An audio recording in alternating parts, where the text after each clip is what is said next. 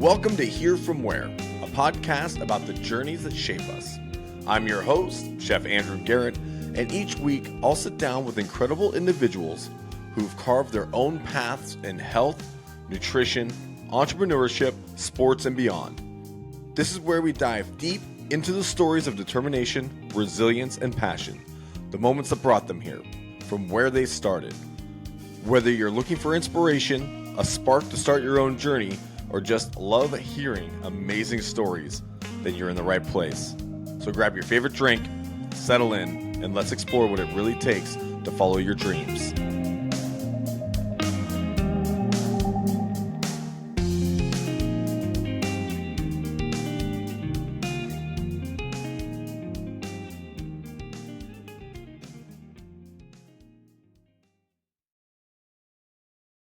Hello and welcome back to another episode of Hear From Where podcast. I'm Chef Andrew Garrett. Today, my guest is Rachel Hinnen of For Freuda Dairy Beef here in Oregon.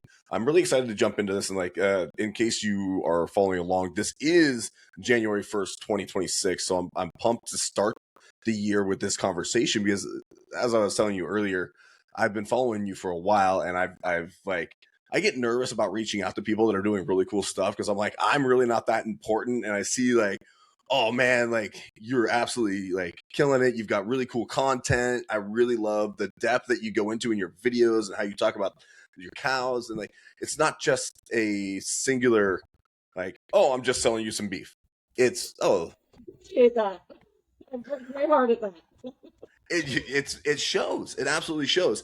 And another thing that you do that I think is so cool, and I think is a really important part of the food that we grow today, you call yourself a first generation dairy beef rancher. And that's huge. How did you become a first generation dairy beef farmer? Because that's not something that exists. Everybody's third, fourth, fifth, 20th. You just started this. Why? It was funny because I was thinking about this today on my drive. So I was I knew we were going to talk about this, and I was I don't really know where to pick the starting point. It's since I was born, kind of. I mean, I've just I was thinking back through so many times in my childhood, and I'm where did that even come from? I would just, once I get an idea in my head, there is no plan B. It's just that's gonna happen. And I was always very I was very much putting words into actions for change. When I was I don't know, 10, I rescued this horse from this property that was gonna go to slaughter that had a club foot, and then I rescued a blind horse and he ended up in Montana. Went through, I wrote Bill Gates an entire proposal of why he should fund this, horse rescue that I wanted to start. I mean, that's what I mean. It just, goes back so far of just, action to change the world. and so, yeah, I mean, I was in horses. I was riding since I was 5, so kind of just in that, horse ranching world. Read a lot of Little House on the Prairie. My dad read it to me.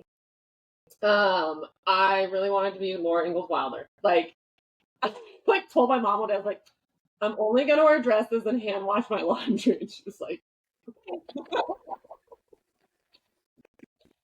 And my family doesn't come from the country. They this isn't anywhere in any of my family. And maybe some Swiss milkmaid generations back. My family's Swiss. But so yeah, always just really interested in farming and ranching, and we would take vacations to dude ranches, and I was training horses through high school and college. I trained endurance horses and had a horse, and then when I graduated high school, I deferred admission to college and went and lived on a cattle station in Australia, middle of nowhere. My family had been to Australia the couple years before that, and I was just oh, I love this place. I'm obsessed with Australia. So I really wanted to go back to Australia, and then this opportunity came up with this cattle ranch. And I really love, it was described as a family-run tourist operation, which yes, it was. But if my parents knew what it actually was, I don't think they would have sent me. But thank goodness they didn't, because I had the time of my life. Like, this place was the Wild West. Like, I pretty much landed in a soccer field. Like, where I was going was like this tiny town no one's heard of. There's like 3 flights there a week. I got off the plane, and there's just this like giant bearded dude with a hat on, and he's just like, "Are you here for Crumbit?" Which is the name of the ranch I was at. I was like, "Yeah." And he was like, "I'm here to pick you up." I was like, "Okay." We just like got in a truck and drove to the middle of nowhere, and lived in like, they're practically like glorified shipping containers, just like divided into these bedrooms with like an AC unit. We were woken up every morning with a shotgun, and my boss yelling, "Get the fuck out of bed right now!"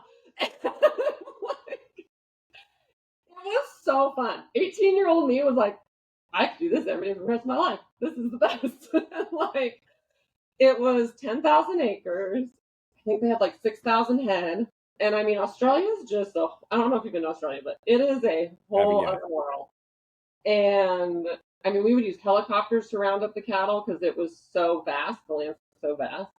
And they would have like working, working yards to do the cattle in like on different sections of the property, because the property's so big, you're not going to like bring them all back to the main station to vaccinate them, check all that. So yeah, I was out there, and then these like tour buses would come through, and so we'd have all these backpackers coming through, and so we would just like party all night, work all day with cattle, like getting heat stroke because it was like 120 degrees. I was like, this is amazing. I ended up going back like 6 times. And then went to school, and I got my undergrad in biology, Spanish, and German. And then went into guiding, obviously. So I did international guiding.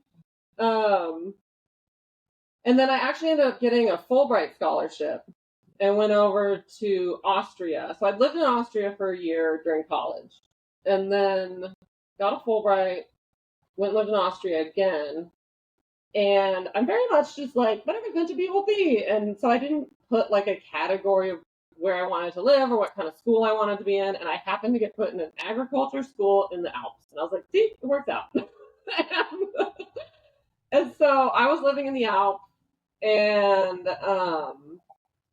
this school was incredible. Like, we have nothing like this here. And this was their high school. This isn't like some specialty college program. This is high school.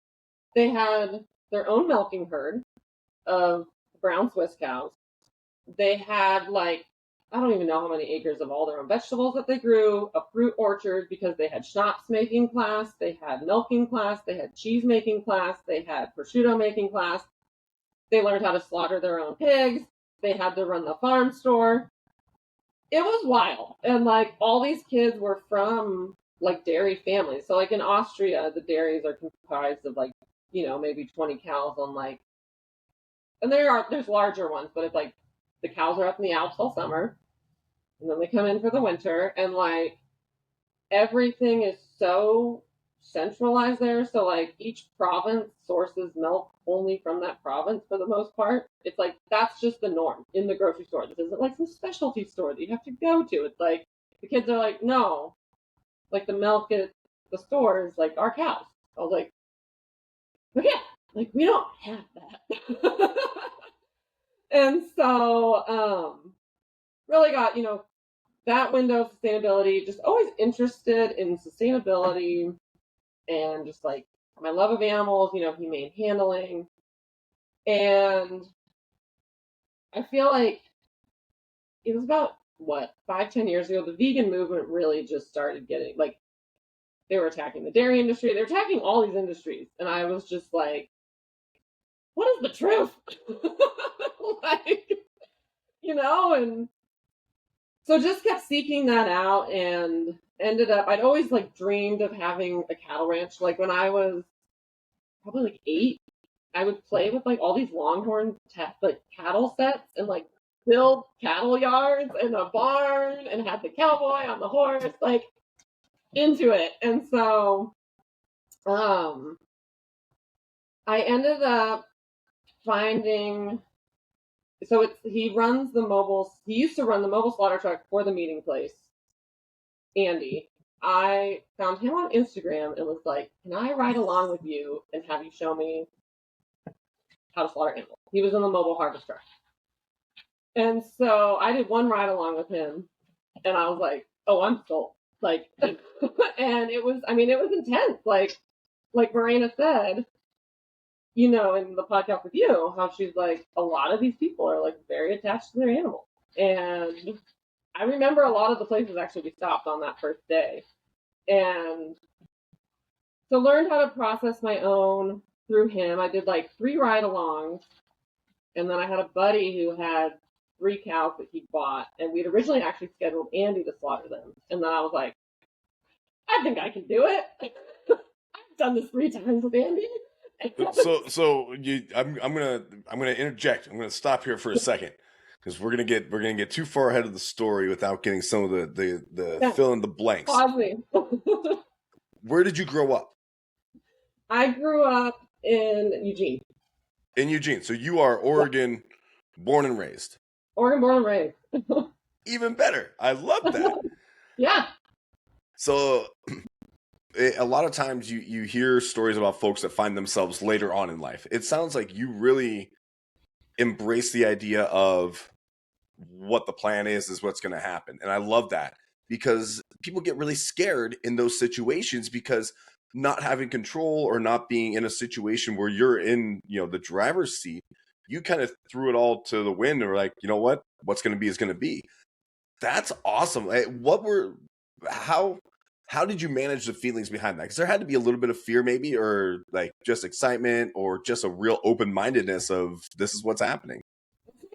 Extremely open-minded. Because people would ask me, like, well, what does any of this have to do with the other thing? Because I'm like, guiding in Europe, doing bike tours, and then and I'm like, does it matter? I'm just like, I don't know. And I would just be like, it's gonna all come together or it's not. Like, just not attached to the outcome, just kind of following. I kind of run everything off intuition. I think that's where we really, what's the word I want? Block a lot of opportunity when you're like, it's gonna look like this. And it's like, well, maybe it's gonna look a little different, but if you're so hung up on it looking like that, you're gonna miss all these opportunities. I absolutely love that. I have not heard that phrase framed that way, like not being attached to the outcome. That's like, if for anybody that's listening and like early on, like that's big, right? And I'm trying to wrap my brain around it right now because I have so many attachments to what I think the outcome should be. Mm-hmm. But I can see where separating that would be so much more beneficial to growth and acceptance, right? Because that's what it comes down to, is like being able to grow and accept where you're at and what you're doing. Yeah, and it's just like literally just doing what you want. Being like, I was like, this is what I want to do right now. That's amazing. And so now, did you have your property before or after you did a ride along with Andy at the meeting place? No, so I was actually, when I didn't ride along with Andy, I was living in North Portland. And yeah, I've still just been leasing land. Okay. So I'm actually looking at buying my own this upcoming year. Sweet. Yeah, I've just been leasing land. Yeah. Figuring it out, which, again, that was one of those zones not being attached to the outcome. Because I've had, I look at, if you spend a lot of time thinking about the thing you don't have, then it's like, just realizing you're going to trade one thing for another. So it was like, for a little bit, I was like, oh, I just want property. I just need property. And I was like, okay, but if you have property, think of all the things you're not going to be able to do that you want to do right now. And it's one of those, I'm like, I'm young, and I'm like, get that done now. And then go be the lady on her property that never leaves and lives alone. Like, so it was one of those, because I like to balance all my worlds, and I do have, so, because I also ended up I have a master's in Chinese medicine. So I work also as an acupuncturist. So I had like jobs in the city. And I really do like, it's always been the trick of balancing all the dichotomies in my life of like, I could live on a cattle station in the middle of nowhere for the rest of my life and like be stoked. But then I'm also like, I do like, some of the city things. Like, I like to have both those sides. So I've always been trying to figure out like, how do I achieve both? Because if you live out in Eastern Oregon, in the middle of nowhere, which is like our closest thing to the outback, it's like, okay, you're going to be removed from these other things. So always balancing that. Because then also while I was in college, I told everyone, when I graduate college, I'm going to become a stripper. And we're just like, okay, yeah, whatever. And I was like, no, like that's what I'm going to do. So I graduated, got my degrees, and then I went and became a stripper. And so I like have also been doing that for the last 11 years. And so wanting to really be in that industry as well, you can't live in the middle of nowhere. So that's been like my whole way out of all of this is like, okay, pacing it all and how do we make it all work? So I'm very spread out right now, to say the least, and I am excited to be consolidated. That's awesome. What an amazing like journey. And like, again, your creation of balance in professional, personal, educational life. I think that that's something that people really resonate to, right? Because that's something that so many people strive to find. And again, like that, not attached to the outcome and being able to have this openness and then also have an awareness of, okay, you know what? Balance is important to me. That's Yeah. that's fantastic. And I wouldn't even have, again, like I'm just a chef. And so the idea of leasing land to raise and finish dairy cows is like, again, I'm learning. This is awesome. I dig that. And Yeah. so, Oh, yeah, go ahead. oh no, you've gone the ride along. You've found some leases, and now you've got some cows. Yeah, so it was my buddy had 3 cows, and they were actually Jersey cross steers from a dairy. It was like a guy who bottle fed them, and kids, and they would sell them. Oh, And so I was like, okay, I can do this. And so I had Andy on like speed dial first day because I was just like, let's go by remember the steps. And so yeah, my buddy dropped the animal for me, and then all we had was like a tiny tractor. We were supposed to use like the neighbor's big tractor, and he was using it. We were like, we're gonna have to do it this, and we're having to like cable it across other trees because it's like gonna fall over with a cow on it. And I mean, it probably took me like over 4 hours to do this whole cow, and we hung it and aged it because there was like the neighbor they built a whole walk-in cooler for their elk hunting. And so we were able to like age it there. Cut up the whole beef by ourselves. No idea what was what. Literally, we had a Coleman stove, and we would cut a piece off, drop it in, and we were like, "This is chewy front quarter. This is." And it was just a million vacuum sealed bags of bits. And like, I thought it was like, and then we proceeded to do the other 2 cows, like as we ran out of beef, and then so we had blonde cow, black cow, and brown cow, and we got down to brown cow and black cow, and we were gonna do brown cow, and I was like, well, we can't kill brown cow and leave black cow all alone. We need to give him some friends. And so then I picked out these 2 Holstein heifers that I found on Craigslist. This was like height of COVID. This crazy pink eye strain in cattle blew through the whole Willamette Valley. Like they've never seen anything like it. Obviously, this is what happened during COVID. and it wasn't responding to like any of the medications, all these things. So this guy had gotten like, I don't know, 15 calves from this dairy that was like, we can't handle this. And his kids, he was like, here's my kids' summer COVID project, was doctoring these calves. So I went down, picked out 2, we brought them up, and we processed black cow. And that was actually how, this was like kind of how I first started intersecting with Morena, was, you know, she worked at the meeting place, I was friends with Andy, and he just kept being like, you two need to meet each other. And he was like, I think she'd be up for like helping you cut your beef. I'm like, she wants to drive 2 hours on her weekend to help me cut this beef. He's like, yes. I was like, oh, okay.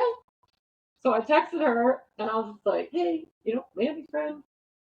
He was like, hell yeah. So like, Friday on a Sunday, and I'm just like, I love this lady. It is such a Morena response to that. Is like, I feel like she's just waiting at home, just waiting for someone to text her that like exact thing. Yeah, yeah, and like just the excitement because she's for if you haven't listened to the episode with Morena yet, go back and listen to it. But that's fantastic. Yeah. So you got connected. Yeah, she just is like flying through this part. She can't wrap it as fast as she's cutting it. She's just like, these are here, these are right, these are fine. Yeah, and then she's like, okay, I gotta go, bye. It's just like, okay. And we're all just like trying to paper wrap all this stuff and label it, and so that was kind of how I first met Morena, and we started intersecting. So yeah, in that we then had these 2 Holstein heifers, and they started going through fences like nobody's business. So like dairy cows, you know, like you put a hot wire and the jerseys act like it's on fire. Like they will not cross that single tiny wire. But this one Holstein in particular, she would like close her eyes and just like go through it. And my friend whose property was on absolutely fucking lost it. Like there was just like mental breakdown of the year, and it was like, you have 2 weeks where these cows are hamburger. And I was just like crying. I'm like, no, you can't do that.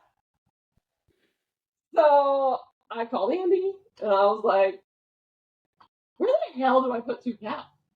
So he said, you know, it's like, where do you even start? Like, it's not like you just throw them in someone's lawn. Like, I'm just like, I don't have a truck, I don't have a trailer, I don't have anything. Like, driving around for, and I'm just like, where do I put cows? And he was like, let me call this one customer of mine. So then he connected me with her, and she said, is she crazy? And Andy was like, yes. And she's like my sister. So she was like, okay, let her in. So I moved these cows to Malala, to this lady's property that I just met. And I was like, well, now what? what do I do? And so then people were asking, like, when is this going to be a business? And blah, blah, blah. Like, when are you going to sell beef? And I was like, I guess now. And Morena had been, like, some was like, where'd the dairy cow thing come from? I've never had dairy beef, like the retired dairy cows. I tried those steers that we had, the crosses. And Morena was like, older cows are the best beef. I don't even remember why we were talking about it. And so I just started getting interested in it, and it was kind of like there was all that propaganda going on against like the dairy industry being demonized, the beef industry is being demonized. So it's like, well, what better than we could like represent both industries and like find out what's the truth of both of these. And I was standing in my buddy's pasture helping him build fences, and I just remember looking at him and his wife, and I was like, I'm going to take old dairy cows and turn them into beef. And they were just like, okay. Just started to it. And so those two old things, I still have them. They're 6 years old this year. They stayed. And yeah, they were pretty much like, you guys were the genesis of this. Like, and that was one of those, like, I don't know where this is going, but it was just like, I know I need to keep these cows. And it's just like each step. And I think that's kind of just how I operate, is like one step at a time. Like, all I know is I need to get these cows out of here. I don't know what we're doing after that. And then it's like, okay, now the cows are out of here. What's next? So I'm you started doing this in COVID. Yeah, I was like in the middle of my master's program in COVID, and I'm like, let's start a beef business. Everybody in the world is shutting down what they're doing and stopping and panicking, and you had the wherewithal to settle in and say, well, there's work to be done. Like, holy shit, dude. Wow. That's awesome. I would like stand on, because that's what I mean. I'm like, it's all when you're like, I dart all over the place. I'm like, that's my brain. That's, I don't, the only way to tell the story is like, there's no one thing. And like, it was during, I was, like I said, I was getting my master's in the middle of COVID, and so they switched to online. And I was like, I can't just sit here and watch classes. So I would sit and chop beef tallow. Because I'd had a skincare company that I started, obviously. Obviously. Clearly you got the Chinese medicine, you got the okay. All right. I see where this is. What? 10 years ago? It was, because it was after I lived in Europe with the tour company, not with a different time in Europe. Right? So I worked for the guiding company in the Czech Republic, and it was like these high-end bike tours, and we'd go to this bohemian lodge, and they had these skincare products, and I was like, I've never seen anything like it in my life. And I was like, I need to make it. And so, and I'm very much like, if you want it done right, just do it yourself. Like, I just need to figure this out. So I like bought a bunch of their stuff, took it home, translated all the ingredients, and like started trying to figure out these body products, because I was just like, these are so good. And like, anything I start, I'm like, this is gonna be the best version of this thing. Like, and so I just like went for it with figuring out the skincare line, and then I was like, well, I should make soap out of cow fat, obviously. And so then I started getting tallow from Arena, and so during COVID, I would stand in class and like chop tallow and then render it and like make soap. So I was like, I have to have something to do while I'm watching all these practice online. Like, this is some beautiful mind shit. Like, you're literally in a master's program, but your mind is moving at such a speed that you need to slow yourself down by chopping tallow to support your small business. Like, are you like get out of here? Like, this is unreal, dude. Say that because I actually said that multiple times. I was like, I feel like John Nash sometimes, and like, I'm like, we're standing and the whole board's just like covered in all this stuff, and he knows exactly what it says. I'm like, that's this. Trust me, like, I get it. I mean, I'm not nearly at that level, but I've got I call her my sister, and she's the only person that I've ever been able to do events with or like organize my shit, because she's what I call an Andrew. She speaks Andrew, because my notes are, like, I don't know where they're going. Like, they're just a bunch of notes on a piece of paper. I understand it, but anybody else looks at it like, what? Yep. Yep. That's so awesome. So, okay. So, you and I are going to get easily distracted here, yeah. which is great. So you are like, I mean, so I grew up in dairy country. I grew up in farm world and rural California, and like, not many ranchers have the brain that you clearly have. And I mean, that's not a dig on ranchers. Like I love my ranchers, you know, Yeah.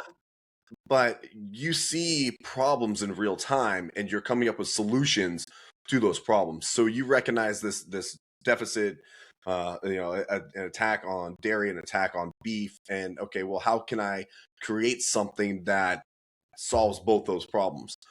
And you went to retired dairy cows with that, and that's a trip because the average American, we're told from the get go is like, oh no, you got to have prime Angus beef, and that's the best beef in the world, and it's grain fed and grain finished, and now here we are today, or it's like, well, no, grass fed's the thing, or like, but no one ever says, hey, you know what's great?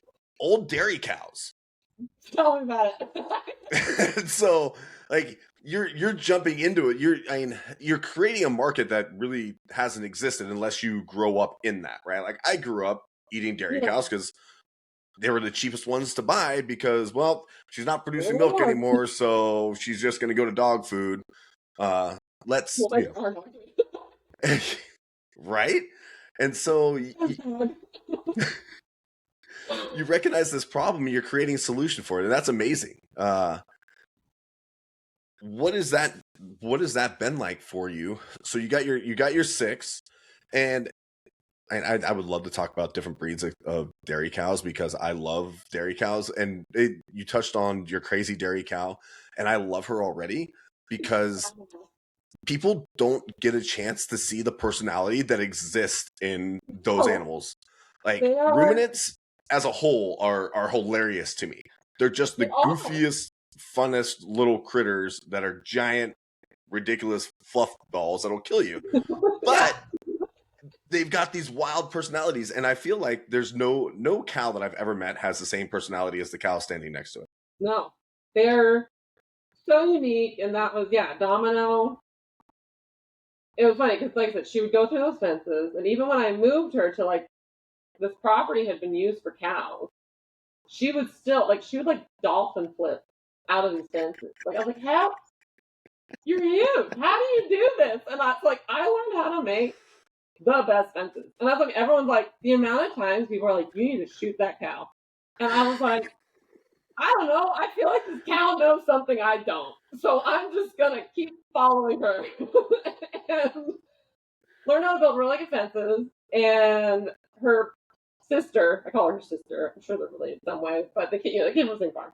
But her sister was kind of like Tweedledee Tweedledum, like not a lot going on up in her head, and she just like drools a lot. Ever since I got her, she's drool. It's just kind of like, hey, and like Domino, you can't touch her, but she's like the really pretty one, and she has these like insane heat cycles where she screams for 2 days straight, through the night, through the day. I was like, I love her. So yeah, they have such a personality, and like they, I'm trying to remember where we started on this tangent because you were saying something that I was like, yes, then that's gonna lead me to remember this. Where did we start with that? Dairy beef, COVID, personalities. Anyhow, so yeah, solving problems. They were gonna be a part of the beef program, but then I was just like, I called them my North Stars. I was like, just follow the cows, whatever they want. And I moved those cows. I think we've moved to 4 different properties. I was like, load up, ladies, we gotta go. Like, them all over the place. They come with me. But yeah, and actually, when I started it, I was just like, there is no building block for it. Like I said, America doesn't have they all go to Taco Bell. They all just go to dog food, Taco Bell, things like that. And I was like, okay, you obviously can't just grab any old dairy cow. Like, there's a secret to picking the right ones. And how do I find this out? And so I couldn't get anyone to talk to me. I mean, I was spent so many hours on the internet, on the phone, like writing people in other countries because like it's huge. In Spain, it's the best beef in the world. Like, that's what's in the restaurants that people wait a year to get into. Like, it is the vaca vieja, which is just like the funniest when Americans call it that. Like, this is like the most rebranding, like, old cow. Like, it's an old cow. But everything's sexy. Yeah. Yeah. No, absolutely. 100%. And I was like, it's an old cow. And so the only person I could get to talk to me was this guy in Australia, obviously. He's called the Butcher Matt on Instagram. I don't know if you follow him. He's insane, and I love him. Like, the man does not give a fuck. And so he is obsessed with Jersey beef. And he was the only person I could get to talk to me about, like, anything about it. So I'm just like, where do you even start? And then it was like, okay, how do I buy an old dairy cow? Because I didn't have a truck, I didn't have a trailer, I didn't have anything. And I was just like, how do I get them? And so I just started cold calling dairies.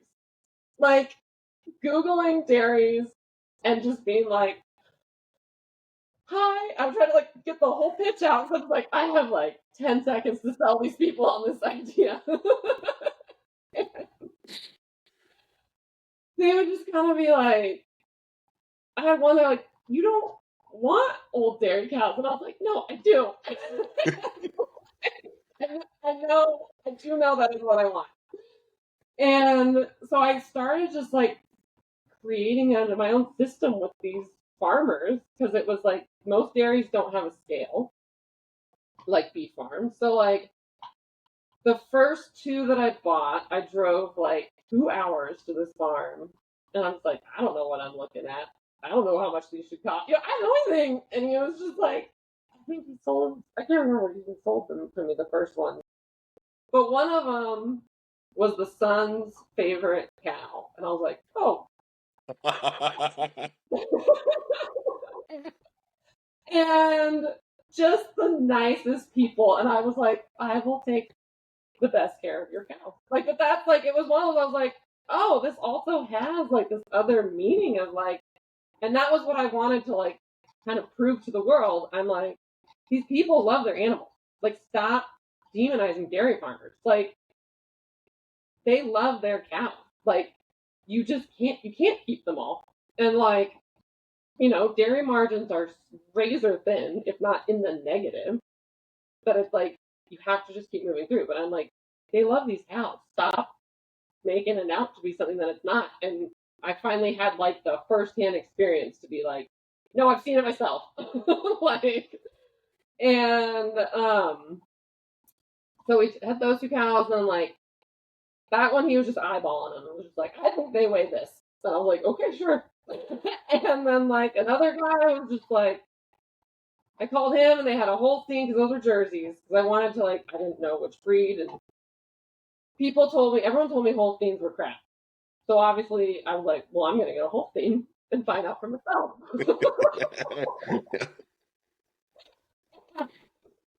That was the first cow that I processed. It was a Jack Holstein. And then Morena and I would go out to the meeting place after it had been hanging for a bit, and like she and I would walk through the carcass, and she would start showing me like what to look for. Because I mean, from beginning to end, dairy cows look nothing like a beef cow. Like, nothing. A fat dairy cow still looks like an emaciated beef cow. Like, and so that was it. It was like I had to start developing an eye for what they look like on the outside, how it's going to translate on the inside, because they never look quote unquote great. Like, you have to just completely retrain the framework of like what it's going to turn out like. And so she would walk me through each carcass. We would like sample them. So she would cut off part of the hanger for me, and she was like, the flavor and texture of a hanger is a really good picture for the whole cow. Like, if the hanger's good, the rest of the cow will be good. So yeah, I mean, it was just like, because I couldn't get anyone to talk to me, I was like, I'm just going to have to start processing cows and like see what we get. Like, we just got to go for this. And I mean, I didn't know anything about feeding programs. I didn't know any of that. I was just like throwing alfalfa at them and doing rotational grazing. This farm I was on, like, she did rotational grazing, so she started teaching me about some of that. And like, I'd read, a lot of the Alan Savory stuff and all that. So yeah, I was just like, I have no idea how long it's supposed to last. Like, yeah, we're just gotta do it. Um, and then it was like, well, how do you sell it? Because that was also during the wake of COVID where you couldn't get a USDA date to save your life. Like, the processing was a disaster. And so I could only do the mobile slaughter where they came to the farm. And the legalities of that, as I'm sure you know, it's like you're selling the loophole is you're selling the live animal and then they're hiring you to process it. You can only sell it as quarter half full. You can't sell retail cuts, which is for food safety, which is just makes no sense at all. It's like if you Makes buy no it sense. as a quarter, it's food safe, but if I sell it individually, it's not safe. So it was like, how do you move beef quarters? So I just was like talking to all my friends, like selling on a product that I hadn't even tried. No, trust me. Yeah, it's gonna be great, guys. It's gonna be great. Trust me. And I had friends always be like, "You're like a politician." Like they're like, "You know, like you just talk like." And I was like, because in my head I've had it and it was amazing. I was not like bullshitting people. Like I was just like, it's gonna be good. And so I actually sold a lot of it through the strip club. I would like sell beef in dances. So,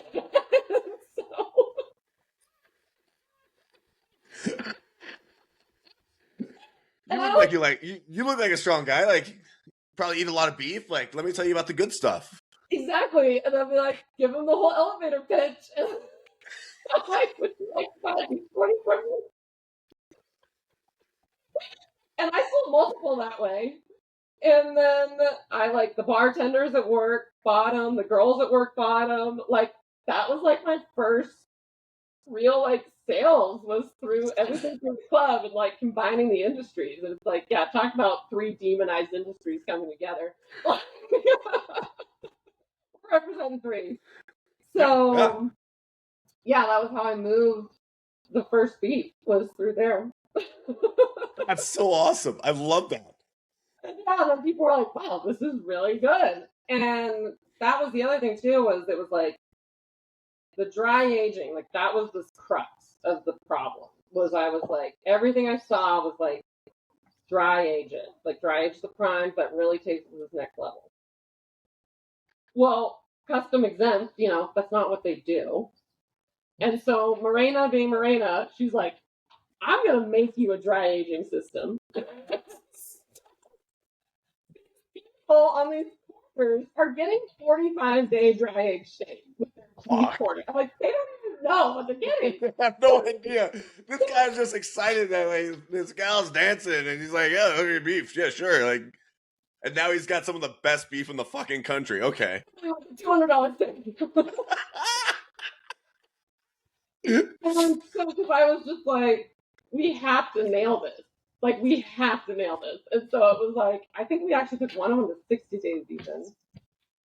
And so, yeah, we were doing like 45-day dry aging, 60-day dry aging. She had the whole thing set up for me, like in the drip cooler. And it was absurd. And, like, I mean, I would not exist without Morena. Like, it was just like, she was in it and she was here for it. And I was just like, this is amazing. And so she and I really just started like, she would send me pictures as they cut the beef. I would get like a portfolio of every cut. And she would tell me what she saw as far as like the grain quality, the fat quality, like she would give me an entire report on every single cow. And so I was able to start like narrowing down what worked. And I mean, none of them came out bad. It was just like, which things do I want as part of it, and which breed, and all of that. And so we also at one point I got my hands on a 15-year-old jersey. It was someone's pet, and they were like, "I can't bear to eat it," and I was like, "I'll eat it." Bet, like, sign me up. I'll eat it. And so we had her process, and then Morena and I was like, I want to try everything with this cow. So we did 100-day whiskey age on this cow. We did wine aging. We did everything. And yeah, but I was like, that's what we had to do because it was just like, I have no data on this. So we just gotta like, what's the 15-year-old jersey like? What's the 10-year-old? What's the 3-year-old? You know, like, but just go through experience. So yeah, those were like the first days. And I would like drive out to Malala pretty much every other day and like rotate all the cows, drive back into the city, like all over the place. Okay. Yeah, Okay. it was some wild beginnings.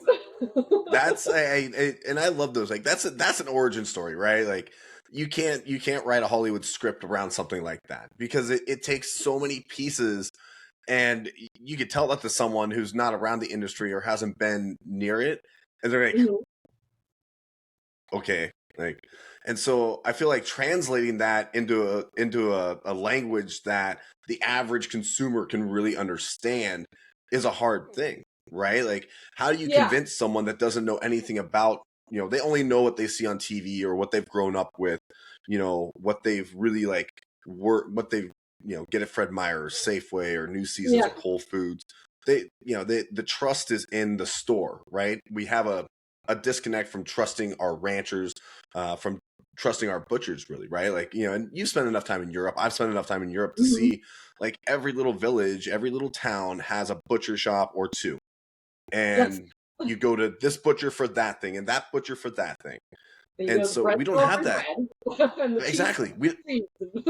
Yeah, we don't have that in America. And it's No, not that we can't, it's not that we don't want it. It's just that the system's been kind of designed a specific way. to But not. that's a whole nother conversation. I'm gonna avoid that one right now. But you said the magic word for me. You said hanger steak. Yeah, Like, oh my god! Like how people don't understand no. how good hanger It's steak getting is. thrown into grind. I think we should make shirts that say "Save the Hangers." Oh my Uh, god! Like it's one of the things that drives me nuts. I was lucky enough last year on an elk hunt to get some whole carcasses off of the field, and I was able to show the guys that I was hunting with, like, dude, this is the hanger steak. This is the greatest thing ever. And they're like, oh, I never even knew that existed. Because, like, of course you don't. Like, yeah, why would you? yeah, yeah. And we grilled up elk hanger steaks that night, and they were like, oh my god. My Like, grandpa yeah, oh my god is right. like, bro, you've been grinding those. Yeah, yeah, you've been wasting the good stuff.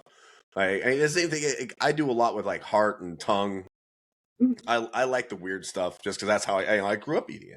Yeah, well, it's the good stuff. So I mean, it really is. it really is. And one thing that kind of resonates with me, and I'm sure that it hits with the normal buyer that's out there, is, when you first see dairy cattle, when you first see that dairy beef, it doesn't look like what you see in the store. It doesn't have that pearly white fat. It doesn't have the big heavy marbling through the middle. Like you said, I mean, most of these dairy cows like really look like emaciated beef cattle, right? Yeah. And so why let's just break down, why does that fat have that yellowish color to it? Well, so this is what's been a really interesting voyeur in all of this too, because that was okay, man. I'm getting annihilated. Oh, gotta get off the couch. Is yeah, it was like because I'd had that the yellow fat, with the little Jersey steers we've done, and that was one of the really big hurdles. Was like, okay, how do I explain this to the consumer and why it's good? So it was like, and it was really every level of the process is just been like something new, like the breed, how it looks, how it smells, how it tastes, like how I kind of framed it for customers was I was like, America has been trained that beef fat is white, the color's kind of like a pale red, and I was like, that's been amazing for the Angus industry. I was like, the Angus was really the Starbucks of beef because they wanted that replicable product. You put this much in, you get this much out. And like, it's gonna look like this, whether people eat it or not. They just want that visual of that big steak. And it was like, okay, these are gonna be smaller, they're gonna be a different shape, they're gonna be a different color. And what's been funny with the yellow fat is people say like, oh, it's because they're grass fed, or they're this, or they're that. Honestly, I'm like, after now cutting open all these cows, I'm like, I think it has to also just do with the cow. So like, I made this video. I still have to post it.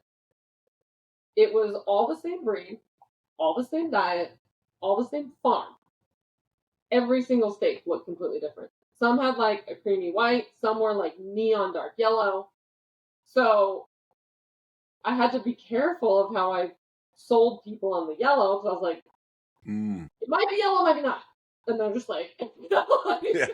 Okay. So, okay, so now we don't know what it's going to look like. And I mean, people are like, well, dairy beef, I've had a lot of comments on Instagram, just like, why are we doing this? And I was like, because this makes no sense to a commercial production line. Like, I literally have no idea what a cow's going to look like when I cut it open. Like, I have a general idea, like, this one's going to be good. And I'm like, this is a nice fat one. It's going to have good marbling. But I'm like I said, oh, that one was creamy white. This one is dark yellow.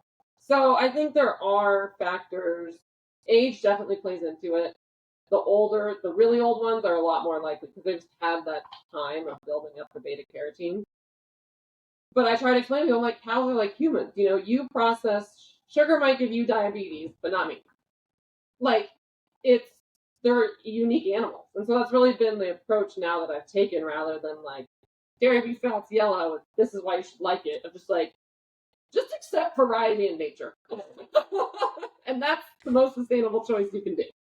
Because I promise you it's going to be good. And if you don't like it, you can tell me.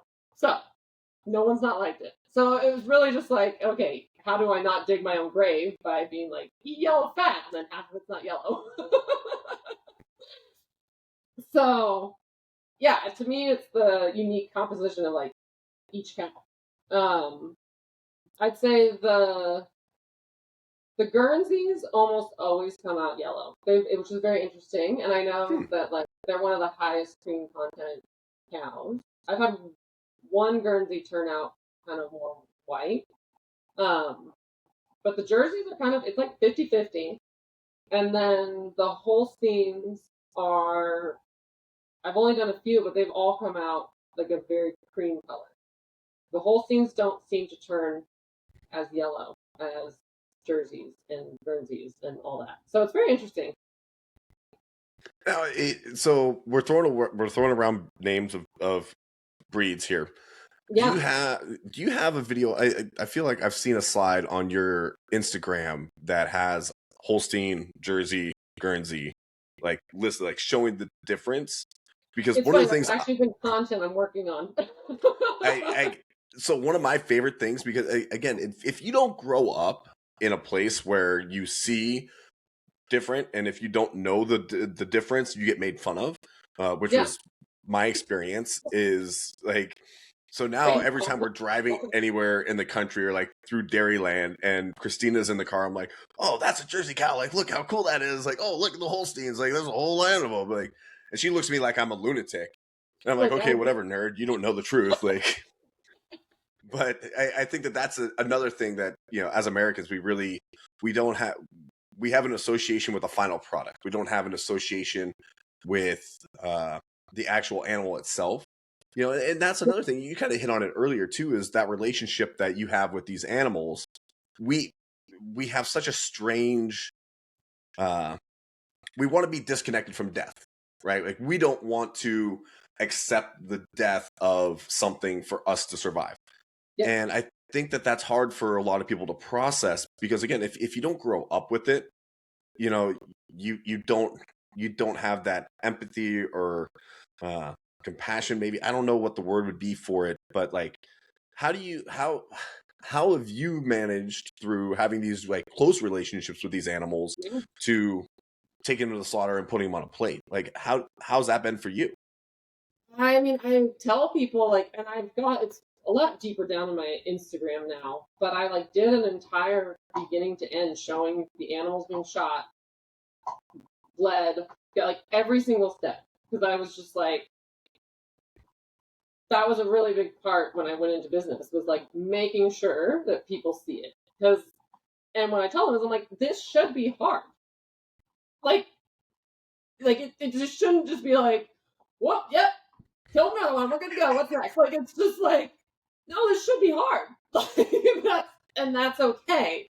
And I think that that's really more the crux of things, is like, we're so not okay with discomfort. People just want to live with their head up their ass, honestly. Like, it's just like, and that's why the vegan stuff drives me insane, because I'm just like, you're still killing so many things. And I'm like, it's just different than shooting a cow, but you're killing a whole ecosystem. So I'm just like, it's this like, I'm a lot better now. But I used to lose a lot of energy being so enraged with people wanting to just live in the hell.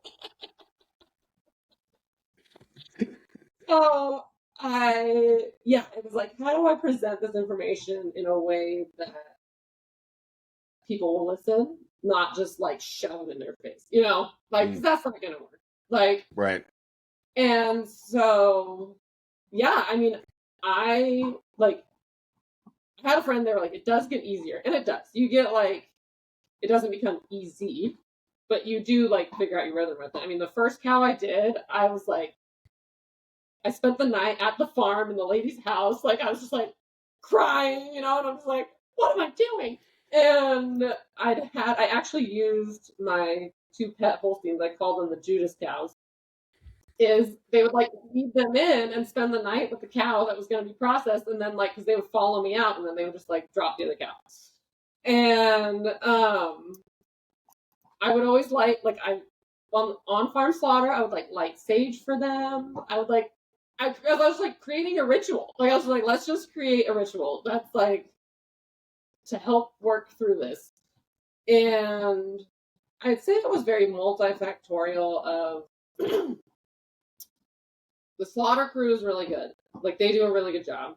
And then once you see it, like, you can't argue with that. Like, you're just like, that cow was just standing there and then it was gone. Like, like, I hope my death is that good. Like, it was just like living in pasture and outside. Like, and so I think that's really just like accepting the big picture. Because that was it too. It's like, okay, well, if I hadn't gotten this cow would have been burgered anyways, and it would have been trucked a lot more, and like gone through auction, gone through all these other stressful things. Instead, it went straight from his farm to my farm, and now it's done. So using logic, but then also just accepting that, like, yeah, this is shitty. And so, yeah, I think it's having the respect for them and just that understanding, but also like, this is your purpose in life. Like, and using them to their highest purpose. And that's been the whole thing with the dairy cows. I was like, these marbled ribeyes are ending up as ground beef. That's a crime. Like, so really using them to their highest purpose. And then that's part of my like whole animal stuff too, is so like that cow that was the son's favorite cow, I shipped her hide to the East Coast, and I had it vegetable tanned, and then I had it turned into like wallets and bracelets and everything, and I like saved her ear tag, and I got him a wallet made out of her, and like gave him her ear tag in the wallet, and like using every single piece. And I render all the tallow down, and I have a whole body product line of like soap, candles, body butter, face cream, beard balm, eye cream. Like, it's a whole other business, honestly, of trying to use every bit, and I had a woman start like a bone broth line for me. So she takes all the bones, has a commercial kitchen that we do it in, and makes this like concentrate. So it's essentially like a 32-ounce jar condensed into an 8-ounce jar, so you don't have to store the whole thing. Brilliant. And you just can scoop out some broth, put it in your boiling water. If you want to sip it, you can add it to a whole recipe. So yeah, like, the best way to respect them is by, like, to me, is using every part and telling their story, And like, if they come with names, like, I call them by their name. And like last night, I had a customer send me a picture of a steak, and I was like, oh, that was Sleet, and I like sent him a picture of her. And he was like, I'm going to show this to my daughters. Like, so I'm really like putting the face to it and telling people, like, I had, so this one place, I got their favorite cow. I mean, it was like, I've had multiple people's favorite cow, which, like, I'm like, thank you for trusting me, like, with this cow, you know? And, like, and Marsha, I, like, still regret not keeping Marsha. I really wanted to keep her as a pet. I was like, can't have a fourth pet cow. Because I have a third pet cow. That's a whole other story. And she actually won me second place at Best Beef in the West in Wyoming last year. Oh, shit. Yeah. And so, you know, it's like, everyone that bought Marsha, I told them, I was like, this is Marsha. This was the farmer's favorite cow. And they would, like, covet it. And they were just like, oh my God, Marsha, you know, like, and they, like, hoard their Marsha steaks. So really making the most of, like, each cow in that way, and not, and everyone's been very responsive to that. No one's been like, oh, don't tell me that. Like, so yeah. That's awesome. I absolutely love that. I also cried the first time I ever took one of my hogs that I raised to slaughter. Like it's an emotional thing. It's But intense. you're exact, like, what you're doing is you are providing these animals this amazing life cycle, right? Like they've had this singular purpose, and then all of a sudden they get a second purpose in their life. Yeah. And then they have a third, and it's like they aren't just getting loaded. Like not many people have ever really seen what it's like to go to a cattle auction or even stand in an auction yard where these cows are around, you know. And again, I don't think that as humans, I think as humans, we can recognize that cows have a connection with the other cows around them, right? Like, yeah, they do. And if you spend enough time around these animals, you recognize that and you can see it. And when you go to an auction yard and you're like looking at all these cows in pens around a bunch of strange cows, they're all confused, they're all stressed out, they're all like, what's happening? And then that's not the final. Like, then they're going to get put, you know, through rail and then put up onto a truck and then shipped who knows how long in this vehicle that's moving at a speed that they've never experienced, just to get put into another pen, you know. And so what you're doing is like, to me, it's beautiful. And I think that it's awesome to hear that the folks that are supporting you and buying beef from you recognize that and really want to, you know, they appreciate that as well. Because that's not the norm, right? It's not. And it's been, and like what I hate too is then people, and what I've really been trying to be deliberate about in building a business too, of like when talking about like, okay, you know, it's keeping them from going to auction and all these things. I'm like, but don't demonize the farmers then sending them to auction. Like, what? I'm like, this is the system that's been created, and like, stop attacking the freaking farmers. Yeah, well, you know, y'all get demonized because, oh, you're killing this innocent animal. You know, that's or like they're shipping them to auction. It's like, yeah, because that's the only option. Like, it's that's not the farmer's fault. Like, I listened to this really good podcast with this rancher in Wyoming the other day, and he's doing all this like incredible regenerative stuff. And he phrased it so well. He was like, if we had the data that like the regenerative stuff pays off and works, he's like, they would all come over.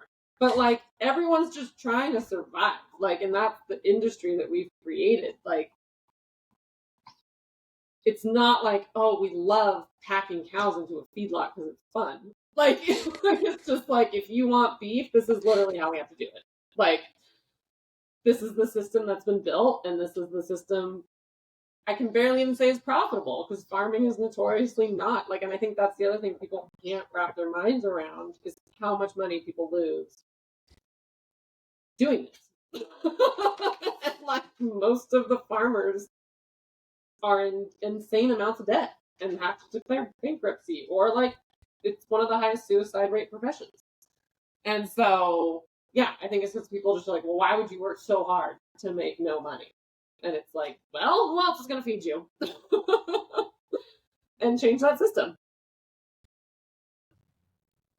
So, yeah. It's crazy. I did a podcast earlier last year with sixth generation farmer in Nebraska, and they're working towards creating regenerative agriculture and the whole system that he spoke to. I had no idea how crazy it is that someone that's as young as he is or yourself who are doing this, like jumping into this industry that is not tech. It's not this, oh, I'm going to make $1 million this year. Like that's like this. It's not a glorious profession by any means. Like this is something that y'all do from your heart. It's something you do as a passion. It's something that you do to make the world a better place. And I don't think that many people really understand how important what you're doing is, right? Like we really take for granted hearts and minds like yourself who are putting this effort forward at, like you said, like darn near a loss. Like Yeah. that's hard for me to wrap my head around, right? And I try my darndest to encourage my clients to shop local, like because again, like buying a quarter, buying a half, buying a whole, that's not easy to do. Like you can't just like most people don't have somewhere to store it. They don't have somewhere. I was actually I was driving out to the coast to go fishing the other day, and I'm wrapping my head around because I was anticipating our conversation, like wrapping my head around like problems to the eat more locally raised beef and what is the solution to creating that opportunity? Like where's the hangups? And I'm talking to my clients. It's like, well, I don't have space. Well, I tricked 2 of my clients into getting a chest freezer, right? And now they're on this like, oh, we bought a quarter cow from this, but then they're like, well, I don't know how to cook this. So, what is a chuck roast? What is an ossobuco? What do I do with oxtails? Like, all these things that people don't really understand. So it's such a multi-layered problem solution that exists, and I think that folks like yourself, Morena, I'll throw my hat into that ring of like trying to educate people on how to utilize the whole animal is such an important thing. But in my mind, I'm like, how do I got to build a freezer in my, outside my house where people could come pick up their shares or they could store their shares and pick it up as they need it. And I'm on this solution thing right now. Like I'm like yourself. I'm always like, there's got to be something, right? Like there has to be a solution to this, to where we can have this really good product in a sustainable fashion. Well, and that's I started dabbling in like subscription boxes because that was my thing. It's like I didn't realize that people hadn't heard of hospice, and like I just I'm just like, oh, okay, we gotta like take this even more steps back, and that has been part of the overwhelming process, but also like I feel like I'm finally finding like again 1 step at a time with it because I'm trying to essentially like create recipe cards for like every kind, so that it's like when you get your quarter, you get a guide, and I tell people I'm like, you can always call me. Like I follow the product entirely, so it's like in keeping that like one-on-one with people, making sure it's a good experience, going through all that with them because it's just like I promise this isn't hard and you're gonna really like it. And like when we go to farmers markets, if they're indoor markets, like I'll bring a sample and like I brought ossobuco a couple weeks ago to one. And because the thing with dairy beef, it was like, and that's it too, like I tell people I'm like, don't cover this with a bunch of shit. Like it tastes so good by itself. Like we're so used to a product that we have to like pour spices and salt. And I'm like, don't touch it. Like salt. That's all you need. Like the other day, I top sirloin and I didn't put anything on. I was like, this is so good. Like this is so good. And so I made ossobuco and I barely put anything in the pot with it. Like because I wanted to really, show people. And it was so funny. This guy, like, I wish I filmed him. I was like, this is what I need to do is like filming people's first time tasting dairy beef. And he was just like, sometimes something's just so good, the rest of the world fades away. I was like, thank you. what a compliment. Like that's like I mean, my God. And Okay. that's what I'm like trying to. I mean, like it's such. I didn't because it's all just like I said, the chalkboard with all things written all over it. Not realizing like how much it needs to be broken down to feel accessible to people, and so that's been one of my missions too. Is like helping people feel confident with it. And then you have to like show them too, not just tell them, but like taste it and be like, yeah, I literally just put this in the spot, press the button, walked away, I poured like 3 things on it, and that was it. And like, so, yeah, just encouraging people. Well, me just first finding out what was foreign to people. That's still a process. Like I learned that top sirloin is just something that people aren't used to either. And I was like, okay, so like I'm gonna be running a special on like spend $200 to get a top sirloin because I was just like, I need you to try this. And that's been, I mean, the challenges of dairy beef are literally endless as to why this is not a thing. And one of it too is like lesser cuts are still high end on a nice dairy cow. So like are you familiar with Ranch Butcher Chef over in Bend? Yeah, I actually I'll tell you more about that here offline because confidentiality stuff. But Oh, yeah, very familiar. Very. yeah. So Will, the owner, they've sourced the beef a couple times for the restaurant. And he was talking to me the other day. He bought some steaks, and he was like, "The top sirloin." I didn't even prompt him. I was like, "Thank you." He was like, "The top sirloin, like that is batting out of its league." He's like, "It's like a ribeye New York," and I was like, "Yeah, like the hurdles that of every single freaking step." It's like, but once they get it, and like that was like one of my best customers in California because I shipped nationwide, and he was like, "This is the beef everyone wants. They just don't know it." And he's like, I was like, "You're not as nice as Phil. Don't order my beef." Like he's been so amazing, and yeah, because he was like, he'll fly in beef from all around the world, like always wants the best stuff, and he was like, "This is it. Like this is the product." And I was like, "I believe you. If you say that, I believe you." And yeah, it's just like it's just getting it into people's hands and plates and trying it, and then once they try it, like they can't go back.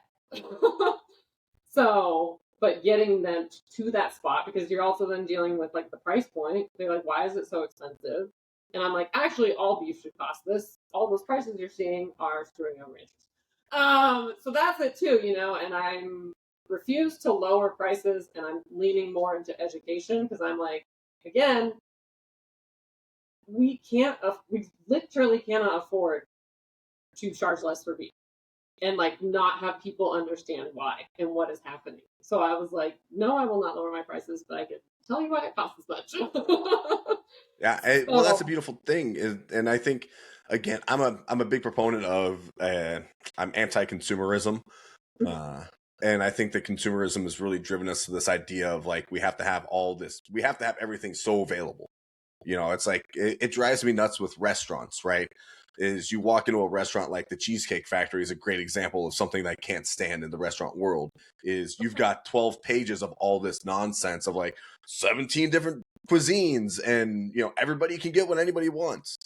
Like that is destroying America. Like, that's destroying our food chain, right? yep. Is this idea in our heads that I could get what I want when I want it, anytime I want it, and if I don't get it, then I'm gonna bitch and complain and tell you what I think. Well, it's like no, that's not how sustainability is ever gonna work.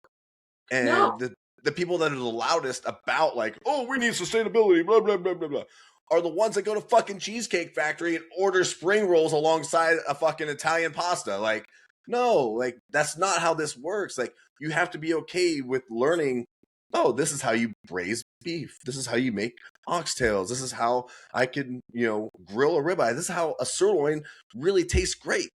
Like, Yeah. and so I think that hitting that point of that education and explaining why this is the thing is so important. And I'd love to hear that you're doing that. Well, and that's like, because I've had a lot of restaurants approach me, and like Michelin star restaurants in LA have called me. I had like the Four Seasons call me, and like I said no, because I was like, truly, I will not let beef leave my hands that doesn't come with a message. And I was like, if this just goes on your menu and I sell it to you for a lower price, that's a dead end. Like, people are going to be like, oh, that was really good. But how many times do you go to a restaurant and look at the ranch on the menu, look it up, go buy it? I mean, maybe, you do. But like, no one does that. And so we're not the people to say that to. Yeah. It's like, it's such a dead end, and you've just sold it at a lower price. And I'm like, at this point, that's not worth it. Like, it has to come with a message attached to it, or something, or a QR code. Like, it's got to have something. Like, I've got an idea. I've got an idea. To put on there. Yeah, I've got an idea. Well, again, we'll get offline and we'll talk about that. I wrote it down so I wouldn't forget, because I think it's a good one. I love it. But yeah. Okay. Oh yeah, go ahead. So, you and I are going to wind up talking for way too long, and I think that people can listen to this, because I feel like this is a really good energy podcast. I think this is like, we're nailing it. I want to go back. I want to go back to the utilization of the whole animal. So this is not just like, oh, eat some beef. Like, this is skincare, beard balm perked my ears, so I'm aware.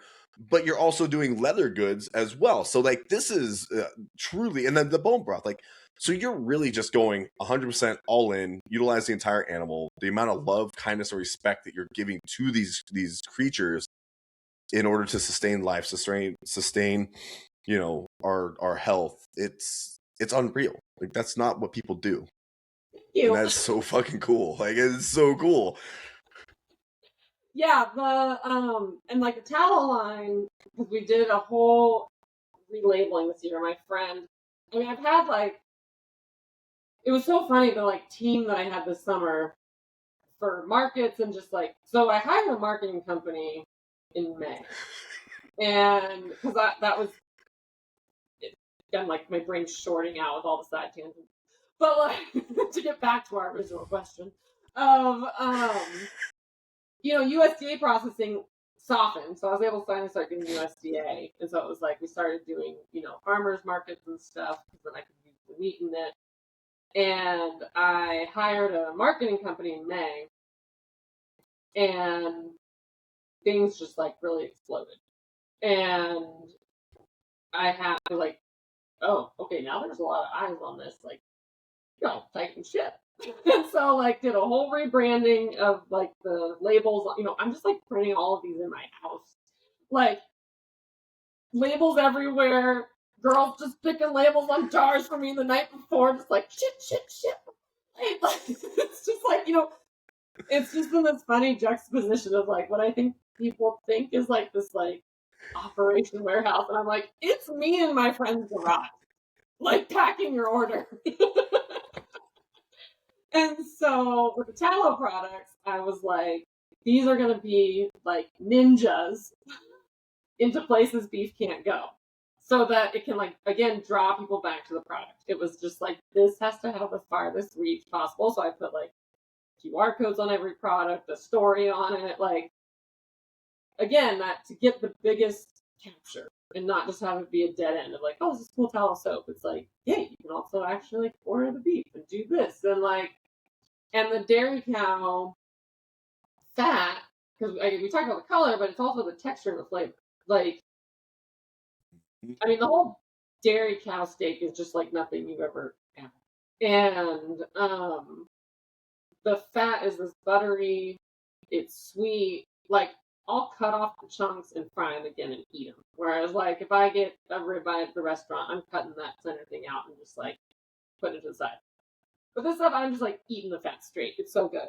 And that's translated into the tallow products, and it makes a superior tallow product as well, because that creaminess, the way it absorbs. So it's even those tallow products are totally different product than like other tallow stuff on the market. Like I've had a lot of people feel like, oh, like the other stuff I tried was really tacky or sticky, but this just like absorbs. And I was like, that's the dairy cow magic. And really obsessing over like we double purify it so it doesn't smell like beef, doesn't have that stink, it's shelf stable. And then I translated some of my like skincare business stuff to the tallow products. And so every element of what goes into them, like the face cream is my bestseller, and it stemmed from this face oil that I had made that I don't know how many hours I spent on that thing. So figuring out like the most perfect face oil in the world, between like the oils added to it, the essential oils in it, and like what they do for your skin, for this, for that, and like so every single product, every steak, every tallow product, I was just like obsessed over and like reworked until it's the best. And so yeah, so I was like, I'm making all the tallow products in my friend's kitchen, and we're just like we sit the whole days and just like hand make everything along with that too. It's amazing. I am so happy that I was able to connect with you and get this conversation. Like I feel like this is literally going to set a precedence for the rest of the year for me. And no bullshit. Like it's a reminder that this is what community and food can do, right? Like Yeah. these are the steps that people have to take in order to get there, and it takes leaders like yourself to make that happen. And so I'm gonna take this one with me. Let's close up for right now. We're gonna have to come back and do another recording at some point and just go back through. Like I know it's like Yeah, what was I going to say about the whole animal butchery? Oh yeah, let's go. Here we go. Is that was something too. So Morena really taught me, like, again, it was like all the layers of each cow. It wasn't just like we weren't just cutting them up like regular cows either. It was like, how do we make the most of every single part of this particular cow? So she taught me about breaking down the chucks, and so we like pull out the flat iron, pull out the Denver, pull out the chuck eye. Like that's what they were also getting on these like custom exempt shares. Here's the flat iron, the Denver, and 45-day dried steaks,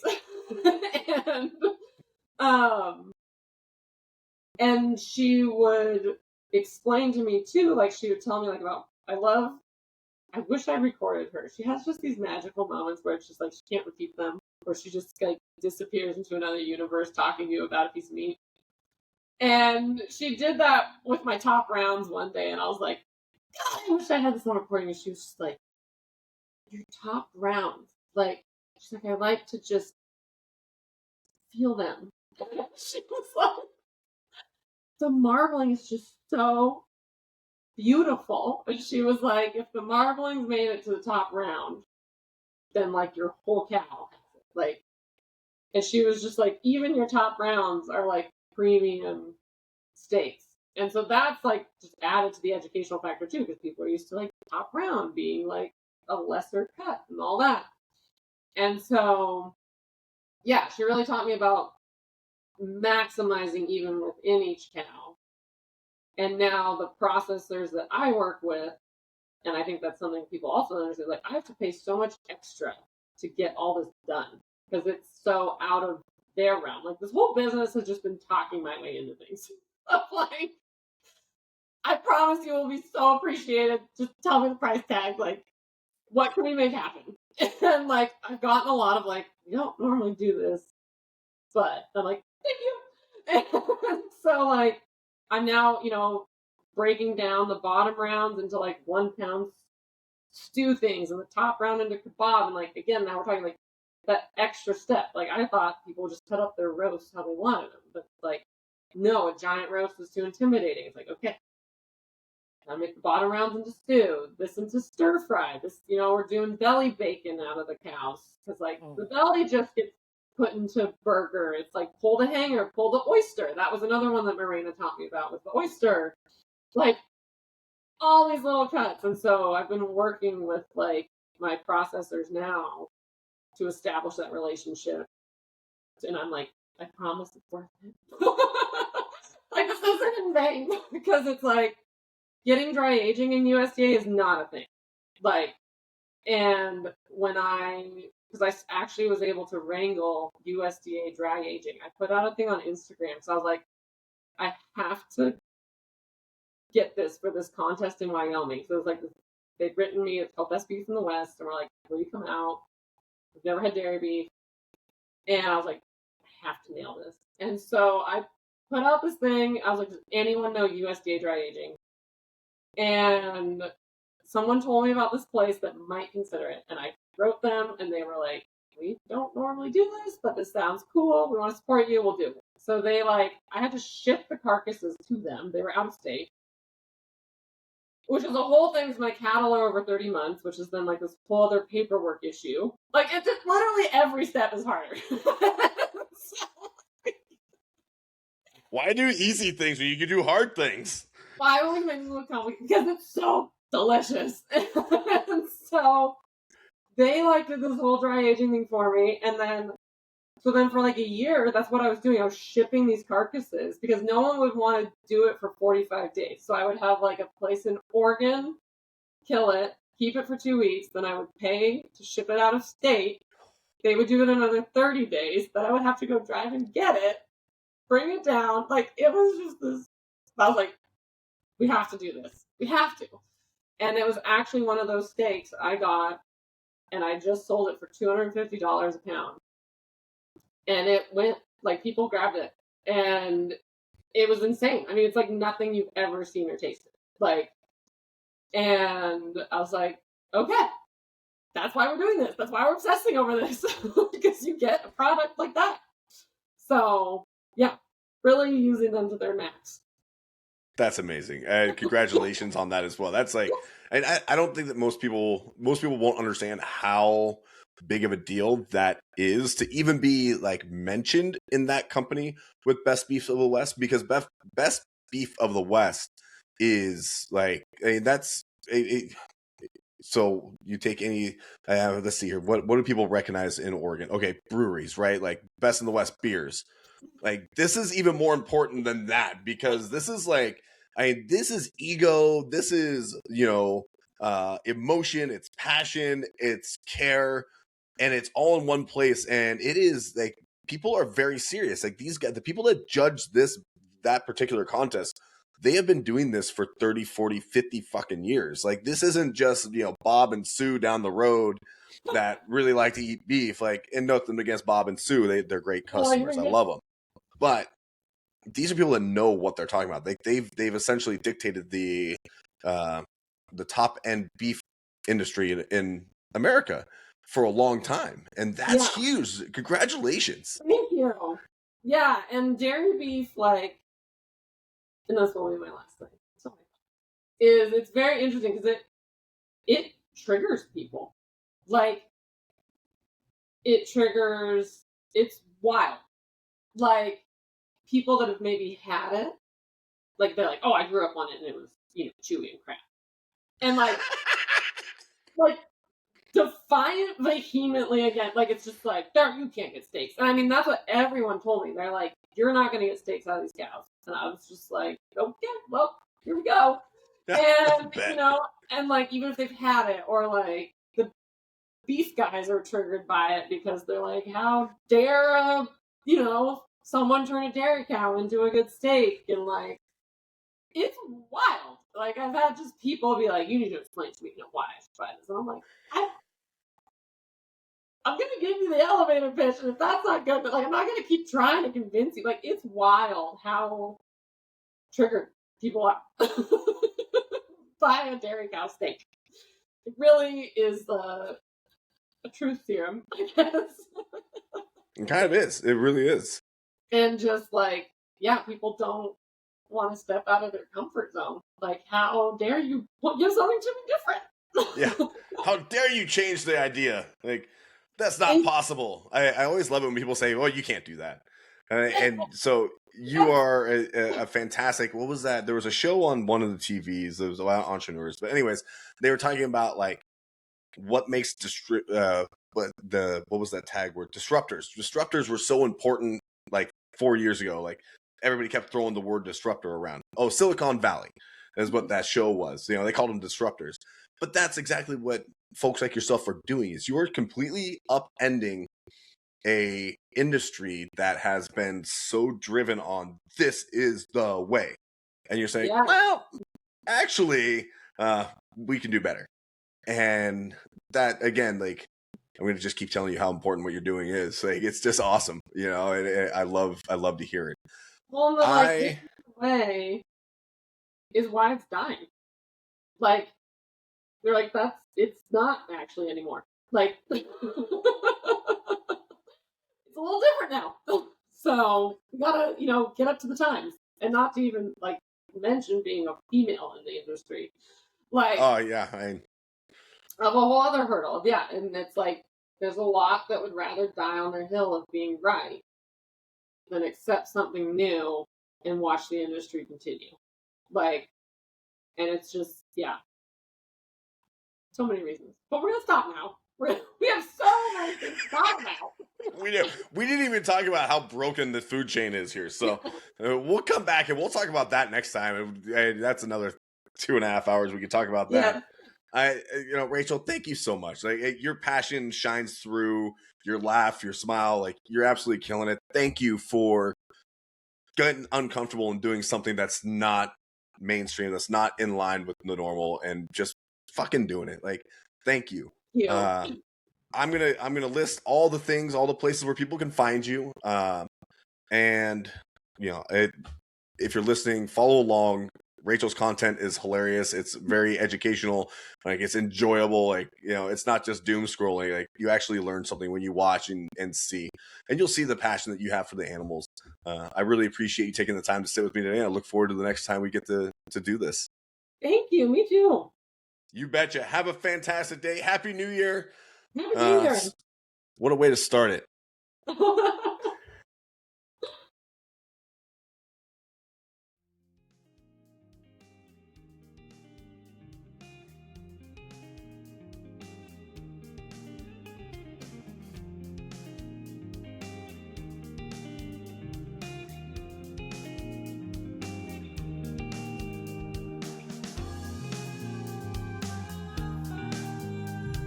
That's it for this episode of Here From Where. Thanks for tuning in, and if you enjoyed the conversation, be sure to subscribe and leave a review. A huge thanks to Justin Pitaleski for the music and sound production, and until next time, keep exploring, keep learning, and keep moving forward. All the best, and happy cooking.